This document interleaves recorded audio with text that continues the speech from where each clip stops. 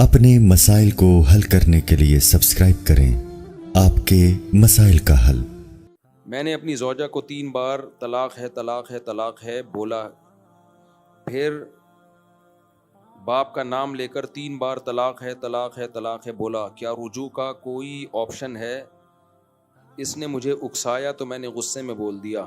کوئی آپشن نہیں ہے بھائی، صحابہ کرام کا اجماع ہے اس پر، قرآن میں صاف طور پہ اللہ نے کہہ دیا ہے کہ اگر تیسری طلاق دے دی تو کوئی رجوع کا حق نہیں ہے۔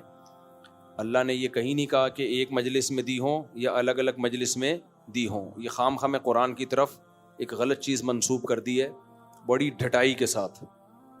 ہاں یہ ضرور ہے کہ سورہ طلاق میں اللہ نے طریقہ بتایا ہے کہ اکٹھی مت دو، 3 مہینے کے ایک مہینے کے وقفے سے دو، اور اس کی وجہ بھی اللہ نے بتائی کہ لا تدری لعل اللہ یحدث بعد ذلک امرا، کہ اللہ کوئی جوڑ کی صورت پیدا کر دے گا۔ بعض دفعہ آدمی غصے میں ہوتا ہے، وہ کہتا ہے اب تو ہمارا جوڑ ممکن ہی نہیں ہے تو 3 دے دو، تو اللہ کہتے ہیں تم خود کیسے فیصلہ کر رہے ہو سکتا ہے اللہ جوڑ کی صورت پیدا کر دے تو مت دیا کرو۔ تو اس لیے قرآن منع کر رہا ہے کہ 3 دینے سے 3 ہو جاتی ہیں۔ پھر اس بارے میں صحیح بخاری کی حدیث بھی ہے، اکٹھی 3 طلاقیں 3 ہوتی ہیں، ابو داؤد کی حدیث بھی ہے، اور سب سے بڑھ کر صحابہ نے حدیثوں کو زیادہ سمجھا ہے، یہ ہم نے زیادہ سمجھا ہے۔ میں بار بار اہل حدیث سے کہتا ہوں بھائی ایران توران چھوڑ دو، فلاں نے کیا لکھا فلاں نے کیا لکھا، کوئی ایک صحابی دکھا دو یار جس نے اکٹھی 3 طلاق کو 1 کہا ہو۔ عبداللہ بن عباس نے اکٹھی 3 طلاقوں کو 3 کہا، عبداللہ بن مسعود نے اکٹھی 3 طلاقوں کو 3 کہا، حضرت عمر نے اکٹھی 3 طلاقوں کو 3 کہا، حضرت عثمان نے اکٹھی 3 طلاقوں کو 3 کہا، سیدنا علی نے اکٹھی 3 طلاقوں کو 3 کہا، عبداللہ بن عباس نے اکٹھی 3 طلاقوں کو 3 کہا، عبداللہ بن عباس کے شاگرد حضرت اکرمہ نے اکٹھی 3 طلاقوں کو 3 کہا۔ جتنے صحابہ تابعین ہمیں ملتے ہیں ان سے صحیح سند سے جو بات ثابت ہے، رخصتی کے بعد اکٹھی 3 کو سب نے 3 ہی کہا ہے، اور ببانگ دہل کہا ہے، اور بہت سخت لہجے میں کہا ہے۔ عبداللہ بن عباس سے تو بالکل بے غبار صحیح سند، جس کو اہل حدیث بھی صحیح مانتے، اتنی واضح سند ہے۔ ایک شخص 3 طلاقیں دے کے آپ نے فرمایا کہ تم حماقت پہ سوار ہو کے پھر مجھ سے کہتے ہو کہ گنجائش نکالو، تو اللہ سے نہیں ڈرا، اللہ نے تیرے لیے کوئی گنجائش نہیں رکھی ہے۔ اہل حدیثوں کے پاس ان باتوں کا کوئی جواب نہیں ہے، جب بھی کچھ بات کرتے ہیں گھماتے ہیں بات کو، کہ دیوبندی کی فلاں عالم نے بھی لکھا ہے کہ 3 طلاقوں میں اختلاف ہے، فلانے نے بھی لکھا ہے، ڈمکانے، ابے چھوڑ دو بھائی جس نے بھی لکھا ہے، قرآن سے دکھاؤ، صحیح حدیث سے دکھاؤ، صحابہ سے دکھاؤ۔ وہ ایک رکانہ والی حدیث دکھاتے ہیں، وہ لنگڑی لولی سند ہے اس کی، ٹھیک ہے نا، اس کی سند بھی نہیں پڑھ کے سنا سکتے، وہ ایسی لنگڑی سند ہے اس کی، اور اس کو کہتے ہیں متفق علیہ اور بالکل صحیح حدیث ہے۔ اور ایک محمد بن اسحاق کے طریق سے ایک حدیث ہے حضرت رکانہ کی، محمد بن اسحاق کے بارے میں امام احمد بن حنبل قسم اٹھا کے فرماتے تھے کہ جب یہ مسائل کے بارے میں کوئی حدیث بیان کرے نا، اس کی حدیث حجت نہیں ہے، قسم اٹھا کے کہتے تھے۔ تو ایسی ایسی لنگڑی لولی حدیثوں کو وہ لا کے لے آتے ہیں قرآن و صحیح حدیث اور قرآن کے مقابلے میں۔ اور وہ جو صحیح مسلم کی حدیث ہے، نبی کے دور میں 3 طلاقیں ایک سمجھی جاتی تھی، اس کے جواب ہم کئی بار ریکارڈ کروا چکے ہیں، اس میں یہ نہیں ہے کہ اکٹھی 3 طلاقیں ایک سمجھی جاتی تھی، وہ بالکل ایسے ہی ہے جیسے جابر بن عبداللہ کہتے ہیں ہم نبی کے دور میں متا کرتے تھے، ہم جواب دیتے ہیں بھائی جو لوگ کرتے تھے وہ نبی کی اجازت سے تھوڑی کرتے تھے، نبی نے تھوڑی کہا تھا کرنے کا۔ زمانے جاہلیت میں ایک چیز تھی جو منسوخ ہو گئی لیکن بہت سے لوگوں کو پتہ نہیں چلا، تو ایسے ہی 3 طلاقیں زمانے جاہلیت میں ایک سمجھی جاتی تھیں، یعنی رجوع کا حق ہوتا تھا۔ تو اسلام نے پھر اس حکم کو منسوخ کیا ہے، کیونکہ مرد اس سے عورت کو کھیلتے تھے، عورت کے ساتھ طلاقیں دیتے رہتے، جب عدت گزرنے والی ہوتی رجوع کر لیتے، پھر طلاقیں دیتے۔ تو اللہ نے کہا کہ بھائی 3 کے بعد آپشن نہیں ہے، طلاق کا لفظ زبان سے 3 دفعہ نکال سکتے ہو، لامحدود اختیار اب تمہارے پاس نہیں ہے۔ زمانے جاہلیت میں لامحدود اختیار تھا۔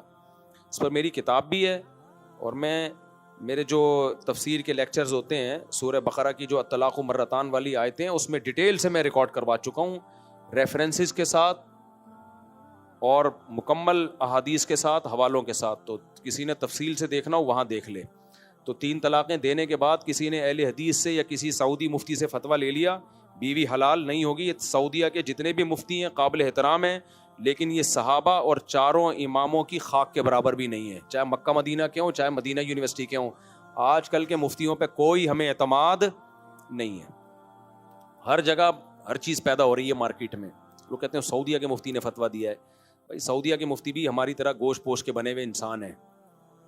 تو صحابہ، تابعین، قرآن و حدیث واضح، ان کے مقابلے میں کوئی مفتی، کسی مفتی کی کوئی حیثیت نہیں ہے۔ اور یہ بھی میں جب کہہ رہا ہوں جب مان لوں کہ سعودیہ کے مفتی ایسا کہتے ہیں، جبکہ سعودیہ کے اکثر مفتی ایسا نہیں کہتے، سعودیہ کے اکثر مفتی وہی کہتے ہیں جو میں کہہ رہا ہوں، سعودی عرب میں پورا اس پہ اجلاس ہوا تھا 1995 یا 85 میں، جس پہ 3 طلاق کا ایشو بہت کھڑا ہو گیا تھا، بڑا اختلاف آیا. تو حکومت سعودیہ نے وہاں کے علماء کو آرڈر دیا کہ آپ بیٹھ کے اس مسئلے کو حل کرو. تو 85 میں ہوا تھا یا 80s میں کہیں ہوا. یہ القرار کے نام سے وہ رسالہ انٹرنیٹ پہ مل جائے گا، عربی میں رسالہ ہے. اس وقت سعودیہ کے بڑے بڑے مفتی بیٹھے اور اس مسئلے کو انہوں نے حل کیا اور یہ فتویٰ دیا کہ بھائی اکٹھی 3 ہی ہوتی ہیں. لیکن پھر وہی کوئی کھڑا ہو گیا کہ 3 ایک ہوتی ہیں. تو اب اس کا تو کوئی حل نہیں ہے. اختلاف کرنا چاہو بیٹھ کے کرتے رہو. تو اس لیے میں جو یہ کانفیڈنٹلی کہتا ہوں نا کہ 3 طلاقیں دینے کے بعد کسی نے بیوی رکھ لی تو زنا ہوگا. وہ اہل حدیث کہتے ہیں مختصاف اختلافی مسائل میں بڑی شدت کرتے ہو. بھائی آپ کا بنایا ہوا اختلافی ہے، یہ اختلافی ہے نہیں. صحابہ تابعین میں یہ مسئلہ اختلافی نہیں تھا، بعد میں اختلافی ہوا ہے. تو جب ایک دفعہ مسئلے پر اجماع ہو گیا تو بس وہ اجماعی بن گیا. پھر یہ ہمیں تانے بھی دیتے ہیں، گھر ٹوٹ جاتا ہے اور رو رہی ہوتی ہیں عورتیں، یہ حنفی اتنے سخت ہوتے ہیں. حنفیوں کے کھاتے میں کیوں ڈال رہے ہو؟ ہم بات قرآن و حدیث کی کر رہے ہیں. جب اہل حدیث نے کوئی غصہ نکالنا ہوتا ہے وہ حنفیوں پہ ڈال دیتے ہیں. حنفی یوں کہتے ہیں. بھائی حنفی اس لیے کہتے ہیں قرآن و سنت کہتا ہے، صحابہ کہتے ہیں، اور یہ تو شافعی بھی یہی کہتے ہیں، مالکی بھی یہی کہتے ہیں، حنبلی بھی، چاروں اماموں کا اجماع اس کے اوپر. تو اپنی زبانوں کو کنٹرول کرو. اور جب دے دی تو اب یہ نہیں کہ اہل حدیثوں کے فتوے لے لیے تو. اور اہل حدیث میں بھی ایسے علماء موجود ہیں جو 3 کو 3 ہی کہتے ہیں، وہ نہیں مانتے اس کو، کہتے ہیں یہ ایسے ہی نکال لیا ان لوگوں نے. تو اس لیے بار بار میں کہتا ہوں آج کل کے اسکالرز کی کوئی حیثیت صحابہ کے مقابلے میں نہیں ہے. ہر طرح کا فتویٰ مل جائے گا آپ کو مارکیٹ میں، جو چاہو گے فتویٰ مل جائے. غامدی صاحب کا الگ فتویٰ، انجینئر علی مرزا کا الگ فتویٰ، سعودیہ کے کسی خاص مفتی کا الگ فتویٰ، مصر کے جامع ازہر کا الگ فتویٰ، جیسا چاہو گے. انشورنس کے بارے میں کسی نے فتویٰ لیا، یہاں سب علماء نے فتویٰ دیا، سعودیہ نے بھی، ادھر سعودیہ کے علماء نے بھی، ہندوستان پاکستان کے علماء نے بھی، حرام ہے، ناجائز ہے. اس نے جا کے جامع ازہر کے کسی مفتی سے فتویٰ لے لیا کہ جائز ہے. تو ابے کیا دین کا کھلواڑ بنا لیا. اسلام کہتے ہیں بھائی چاروں امام جو ہے نا صدیوں سے ان کو فالو کیا جا رہا ہے، آج بھی انہیں کو فالو کرنا پڑے گا. آج کل کے اسکالر کے حوالے اپنے آپ کو کر دیا تو اختلاف ختم نہیں ہوگا، بڑھ جائے گا. ایسی بے لگام ہوگی نا امت جو ہونا شروع ہو گئی ہے. جو چائے حلال کروانا ہو نا مل جائے گا مارکیٹ میں آپ کو فتویٰ. کچھ بھی حلال کرنا ہو. عدالتی خلا پہ تو اجماع تھا امت کا کہ یہ نہیں ہوتا، یہ جو آج کل کا عدالتی خلا ہے. طلاق کا حق مرد کے پاس ہے، مرد نکاح ختم کر سکتا ہے. قرآن کی واضح آیت ہے او بیدہ عقدۃ النکاح، کہ نکاح ختم کرنے کی چابی کس کے پاس ہے؟ مرد کے پاس ہے. جج ظلم ہونے کی صورت میں ایک الگ بات ہے، نارملی جج کے پاس تھوڑی رائٹ ہے یہ. لیکن آپ دیکھ لو آج ایسے اسکالر پیدا ہونا شروع ہو گئے، حدیثوں کو گھما رہے ہیں، پھرا رہے ہیں، یہ مطلب نہیں وہ مطلب ہے، گھما دیا انہوں نے. تو مارکیٹ میں سب کچھ ہے. اس لیے میں حلفیہ یہ بات کہہ سکتا ہوں، جو ان چاروں فقہی مذاہب سے جو صدیوں سے متواتر ہیں نا اہل سنت کے، ان سے جڑا رہے گا اس کی نسلیں گمراہی سے محفوظ رہیں گی. اور جو ان سے ہٹ گیا نا، آج تھوڑا ہٹائے اگلی نسل اور اس سے اگلی اور 2-4 نسلوں کے بعد پروگرام گیا اس کا، خراب ہو گیا. تو اپنے آپ کو اپنی نسلوں کو بچانے کے لیے ضروری ہے ان چاروں فقہی مذاہب سے جڑے رہو. میرا نام محمد ذوالقرنین. اچھا 3 طلاقوں کے بعد ایک اور مسئلہ بھی ہے. طلاقیں دینا ناجائز ہے، گناہ ہے، حماقت ہے. لیکن جب ایک کام ہو گیا نا تو شریعت کہتی ہے توبہ کرو 2 رکعت پڑھ کے، اس کے بعد اس کو بھول جاؤ اور سمجھو اسی میں خیر ہے، سمجھو اسی میں خیر ہے. دیکھو اسلام آپ کو کہیں بھی ڈی موٹیویٹ نہیں کرتا، کیونکہ آپ مایوس ہو گئے آپ کا سفر رک جائے گا. کتنی پیاری تعلیمات ہیں یار، اتنی پیاری تعلیمات ہیں کہ اگر آپ اپنی حماقت سے بھی بیمار ہوئے نا، گناہ ہوا نا یہ، توبہ کرو. لیکن جب ہو گئے ایک دفعہ توبہ کر کے بھول جاؤ، پھر اس کو کیا سمجھو؟ اللہ کی آزمائش. یعنی آپ کی اپنی غلطی پر بھی اسلام بس اتنی سزا آپ کو دیتا ہے کہ توبہ نہیں کرو گے تو سزا ملے گی، توبہ کرو گے تو وہی غلطی نعمت میں تبدیل ہو جائے گی، وہی نعمت میں تبدیل ہو جائے گی. تو مایوسی نہیں ہے. تو اس لیے جو 3 طلاقیں دے کے آتے ہیں نا، میں کہتے ہیں بہت برا کیا. میں اگر حضرت عمر کا دور ہوتا نا تو حضرت عمر کے پاس تجھے لے کے جاتا، وہ ڈنڈا پہلے مارتے اور فتویٰ بعد میں دیتے. حضرت عمر ڈنڈا بھی مارتے تھے اور فتویٰ بھی دیتے تھے کہ حرام ہو گئی ہے. وہ حنفی تھے کیا حضرت عمر؟ وہی کہتے ہیں حنفیوں نے یہ کیا ہوا، حنفیوں نے یہ کیا ہوا، ڈرامے بازی. تو تو حضرت عمر ڈنڈا مارتے تھے پہلے, کوڑا مارتے تاکہ یہ روک تھام ہو اس کی, لیکن ڈنڈا مار کے یہ نہیں کہ ساری میں ڈنڈے ہی مارتے رہتے تھے, بس ختم بھائی, ایک دفعہ سزا مل گئی, توبہ استغفار, بس بھول جاؤ.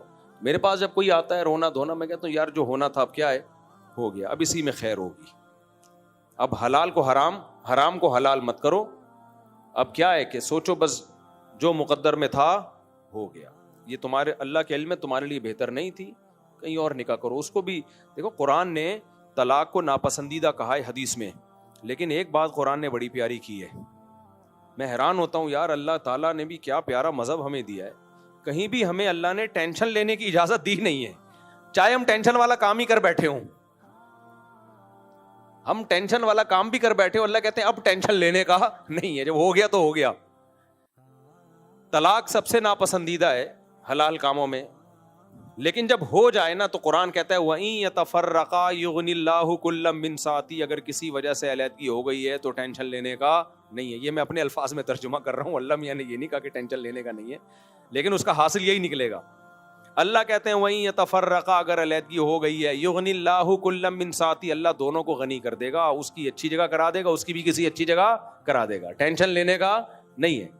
اب یہ فلموں میں ہوتا ہے, ہائے وہ ادھر وہ خودکشی کر رہا ہے, وہ میرے محبوب دنیا سے بچھڑ گیا, اور یہ اس کا بچھڑ گیا, ہم تو both are made for each other, ہم تو بنے ہی ایک دوسرے کے لیے ہیں. کوئی ایک دوسرے کے لیے نہیں بنا بھائی, لائف گزار رہے تھے اچھی, اب علیحدگی ہو گئی ہے.